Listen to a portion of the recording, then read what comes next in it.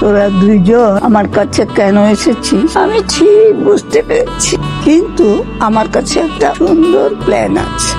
তিনজনে মিলে আমরা হানিমুন করছি। এই আসো না। কি রে কোনো সমস্যা নাই, গাড়িতেই তো যাবি, সমস্যা কি? ডিসেন্ট কালকে রাত থেকে রিসেন্টলি আমরা যাবো। যা তোরা যা।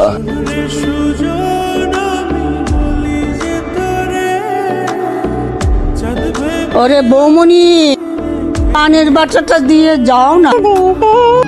যাচ্ছেন কোথায়? আরেকটা পান কে বানাবে? আরেকটা পান কে খাবে? আপনি। আমি তো পান খাই না। পানটা খেয়ে ঠোঁটটা লাল করে মিষ্টি মিষ্টি কথা যখন বল তখনই তো মজা।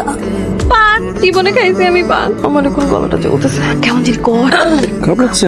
কি করবো বলো, ভাবছিলাম সবাই চলে গেছে, অ্যাটলিস্ট ফ্রি টাইম কাটাবো না? ভাবছি দাদি আমাদের কষ্টটা বুঝবে, বলো একটু স্পেস দিবে। তা না, পাটি দাও, চা দাও, পানের বাটা দাও, দাও দাও দাও দাও, কিন্তু একটু সময় দিচ্ছে না আমাদেরকে, ভালো লাগে না। এর থেকে তো কক্সবাজার গেলে ভালো করতাম, তো দুইজনে ঘুরতে তো পারতাম। একটা বিয়ে বাড়ি না, রিয়েলিটি শো।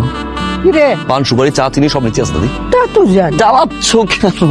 যাও না। যাবো তো যাব। তোরা কি আসলে বুঝতে পারিস এটা কথা? সব জীবন ওদেরকে অনেক ভাবে আলাদা করতে চাইবে, কিন্তু দাদু আমরা কিন্তু আলাদা হয়েও না, আমরা চেপে থাকবি দুজনে দুজন। ভালো করে রোমান্স কর।